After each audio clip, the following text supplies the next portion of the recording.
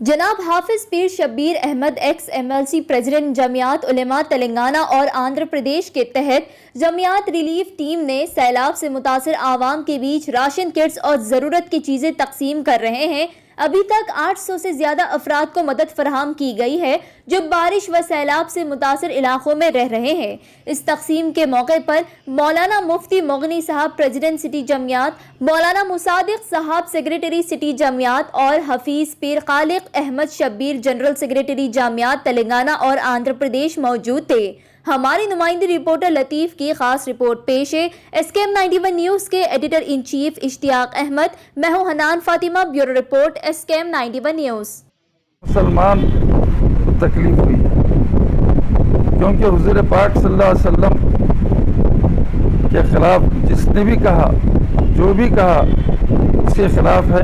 फिर हुकूमत जो खुल के साथ दे रही है, जो खुल के साथ दे रही है उसके सख्त मुखालिफत करते हैं हम।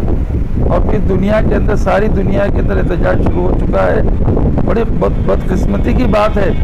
हमारा मुल्क जो है, मोदी साहब हो या दूसरे हो, ऐसे जो ना फ्रांस के जो वहाँ की हुकूमत को तायीद कर रहे हैं, जबकि उनका नारा है, जो उनका नारा एक था, एक हम एक है, एक कौम एक है हमारी, हम जो ना एक है, सब कुछ एक है।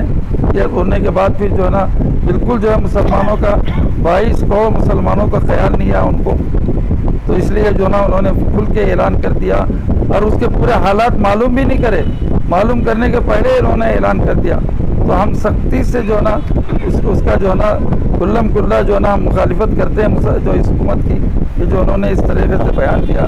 मुसलमान हर सब चीज़ बर्दाश्त कर सकता है, सब कुछ बर्दाश्त करता है, लेकिन आका हुज़ूर पाक सल्लल्लाहु अलैहि वसल्लम के खिलाफ कोई भी एक लफ्ज़ बोले वो मुसलमान बर्दाश्त नहीं कर सकते। ये है इंशाअल्लाह बहुत जल्द जमीयत उलमा, रियासती जमीयत उलमा एक अहम मीटिंग करेगी और एक गोल मेज कैंपस करेगी और उसके खिलाफ जो उसको एहतजाज करना है, किस तरह करना है, उसकी तरतीब देगी इंशाअल्लाह।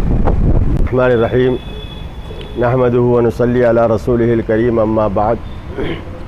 अल्हम्दुलिल्लाह, हमारी रियासत के सदर मोहतरम ने रिलीफ से मुताल्लक़, जमीयत की खिदमत से मुताल्लक़ और फ़्रांस के हालिया वाक़े से मुताल्लक़, बल्कि हालिया वाक़या नहीं, हालिया सानहे से मुताल्लक़ जो कुछ भी कहा है, हम सब उसकी तायीद करते हैं।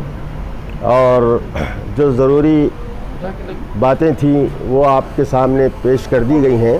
इस वक्त दो बातें आपके ज़रिए से आवाम तक पहुंचाना ज़रूरी समझता हूं। सबसे पहली बात ये है कि जो कुछ खिदमात हो रही हैं ये सब जमीयत उलमाए हिंद की कोशिशों का और उसकी ताकत और क़ुव्वत का असर और सरचश्मा है। जमीयत उलमाए हिंद मुल्क की वो जमात है जिसने इस मुल्क की हर तरह की खिदमत अंजाम दी हैं।